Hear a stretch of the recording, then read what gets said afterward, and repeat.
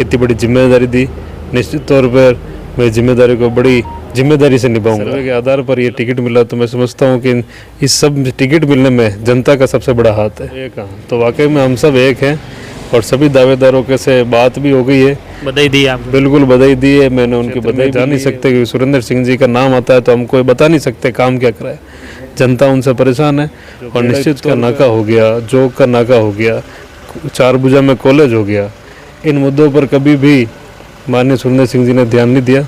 हम निश्चित तौर पर अखबार की हेडलाइन थी कि सुरेंद्र सिंह जी राठौड़ ने 0 प्रश्न किए 5 साल के कार्यकाल में, और इसके लिए डीएमएफटी में पैसा भी स्वीकृत हो चुका था और वर्क ऑर्डर भी जारी हो चुके थे, लेकिन जैसे ही सरकार चेंज हुई थी बजट ही कैंसिल कर दिया, टेंडर सब कुछ। सुरेंद्र सिंह जी को सिर्फ बोलना आता है, लेकिन अबे मुंह भी हुई क्यों बोलना, जो अबे वड़ा ने एक दान तो पानी पानी कर दे आज खाई हूँ।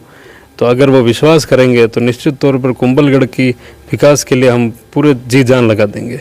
सबसे ज़्यादा कुंभलगढ़ में आदिवासी बहुल क्षेत्र हैं, जहाँ भी नया राजनीतिक दल भी एंट्री कर रहा है।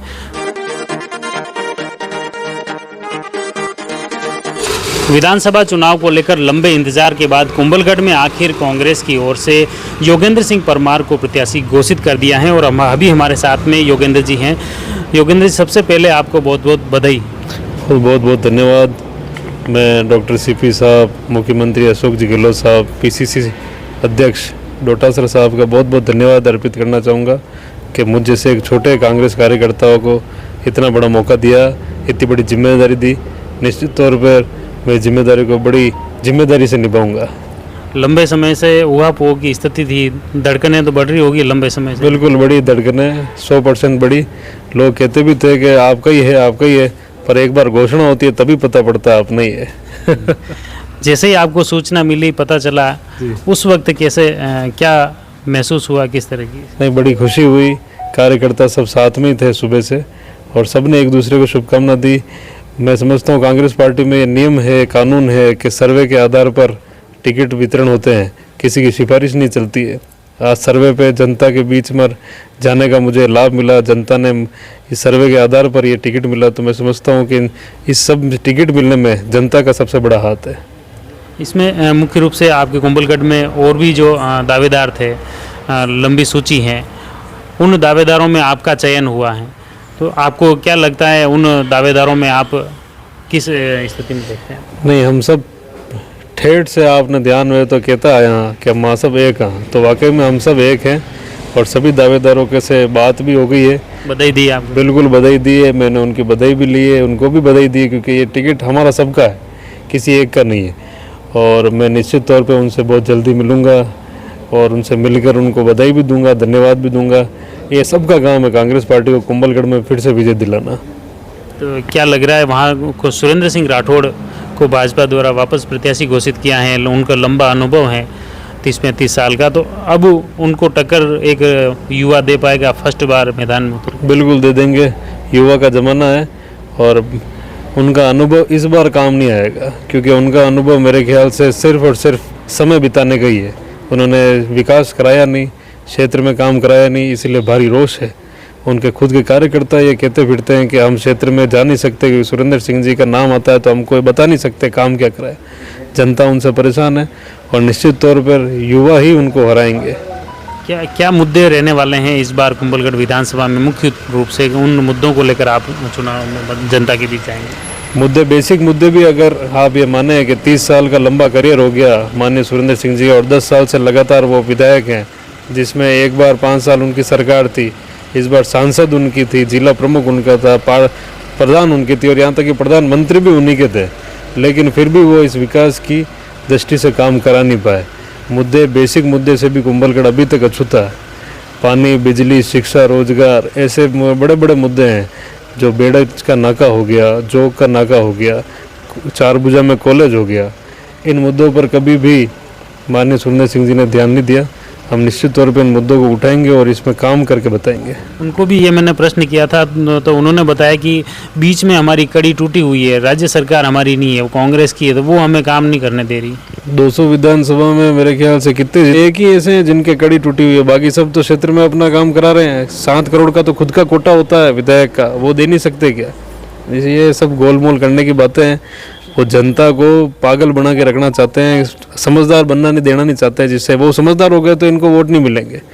आप समझिए इस बात को। इसीलिए उन्होंने ना तो कभी स्कूल क्रमोन्नत कराने पे ध्यान दिया, ना विकास कराने पे ध्यान दिया।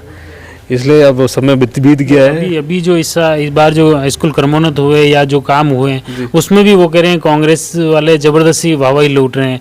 काम तो वो कर रहे हैं, प्रपोजल उन्होंने सरकार वो दिया है। काम हुआ तो फिर बताएं, उनके पास लेटर पैड होगा उनका जिसको काम मांगा होगा। खुद अखबार की हेडलाइन थी कि सुरेंद्र सिंह जी राठौड़ ने 0 प्रश्न किए 5 साल के कार्यकाल में, और उस अखबार की हेडलाइन है, अखबार का मैं नहीं कह रहा, 4 विधायक ऐसे हैं जिसमें एक विधायक ये भी हैं। जब प्रश्नकाल के समय में वो प्रश्न नहीं लगाते, प्रश्न नहीं पूछते, डिमांड नहीं करते हैं, सिर्फ सोते रहते हैं, तो फिर कैसे काम होगा? ये सब बातें बढ़ाने की बातें हैं। हमें समय देना पड़ा, हमें हमारा यहाँ से जाना पड़ा, लोगों की सुनवाई करने के लिए विधानसभा कटानी पड़ी। विधानसभा में डायरेक्ट एंट्री नहीं है हमारी, हमको माननीय सीपी जोशी साहब के हिसाब से काम मिला। और ये काम जितने भी हुए हैं कुंभलगढ़ में माननीय सीपी साहब की मेहरबानी है। डीएमएफटी का वर्क हुआ तो डीएमएफटी में ट्रस्टी मेरे फादर साहब को सीपी साहब ने बनाया। तो मैं समझता हूँ कि ये सब उनकी अभी हथकंडे अब वो अपनाएंगे तो अब वो फेल हो जाएंगे। उसमें एक मुख्य रूप से आपने जो प्रोजेक्ट बताया बेड़ज काना का, इसको लेकर मुख्य रूप से उनका कहना है कि इसके लिए डीएमएफटी में पैसा भी स्वीकृत हो चुका था और वर्क ऑर्डर भी जारी हो चुके थे, लेकिन जैसे ही सरकार चेंज हुई तो इन्होंने बजट ही कैंसिल कर दिया, टेंडर सब कुछ। ये सब कहने की बातें हैं, भाषणों में कहते हैं। बाकी अगर कैंसिल हुआ तो जांच करते अपना। टेंडर तो हुआ था, टेंडर हुआ था तो अगर जांच करते। ये सवाल उन्होंने किया ही नहीं। जब उनके पास हाथ में पावर था, एमएलए हैं, वो चाहे जो कर सकते हैं। आपने टेंडर अगर निरस्त हुआ तो उसका कारण पूछते, आईएन को, जेएन को, एक्शन को। ये सब वो कह रहे हैं कि कांग्रेस अपने मन मर्जी से डीएमएफटी को वापर रही है और सबसे ज़्यादा पैसा नाथद्वारा और भीम में ले जा रहे हैं। ये उनको लास्ट बैठक का तो उन्होंने बहिष्कार भी किया। वो तो बहिष्कार, उनके पास तो एक फपून चाहिए साहब किसी भी चीज़ को उठाने के लिए। 229 करोड़ रुपए आए, 100-150 करोड़ का काम हो गया तो 150 करोड़ के हाथ पांव होते हैं। काम हुआ है क्षेत्र में, तो ये काम कम नहीं हुआ है। लोगों के कूड़े खुदे हैं, लोगों की टंकियाँ बनी है, हॉस्पिटल बने, आज गजपुर में हॉस्पिटल बना है। तो ये सब काम हुए हैं। माननीय सुरेंद्र सिंह जी को सिर्फ बोलना आता है, लेकिन अबे मुँह भी हुई क्यों बोलना।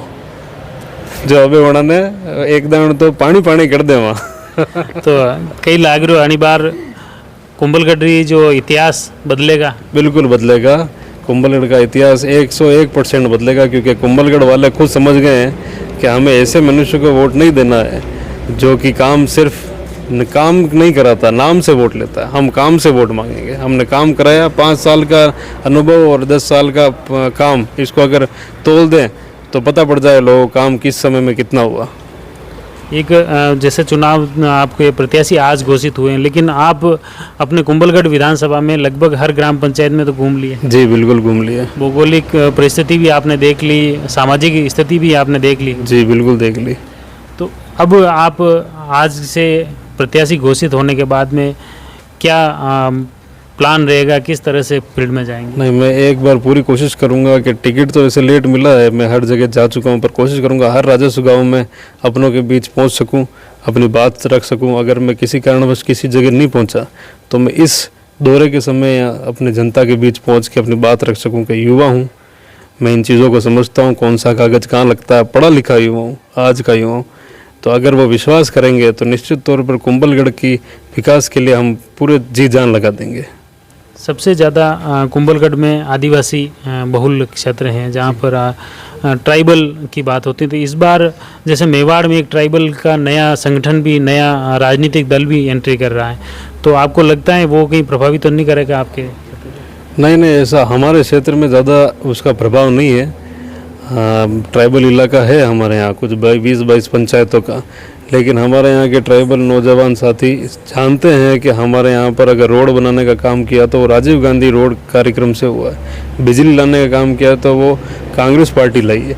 हम लगातार उन ट्राइबल इलाकों में मिलते रहते हैं। कुंभलगढ़ और आसपास के जो आदिवासी भील समुदाय के जो एरिया हैं उसको ट्राइबल क्षेत्र में शामिल करने के लिए पहली बार विधानसभा अध्यक्ष डॉक्टर सीपी जोशी ने मुद्दा उठाया।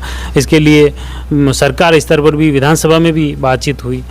तो लगता है इसका भी फायदा कांग्रेस को मिलेगा? बिल्कुल मिलेगा। सीपी साहब ही हैं जो हर चीज़ का मुद्दा उठाते हैं। और हम खुशकिस्मत हैं कि हमें इस सीपी साहब जैसे नेता मिले।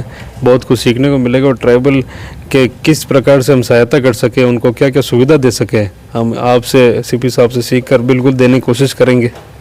बहुत बहुत धन्यवाद।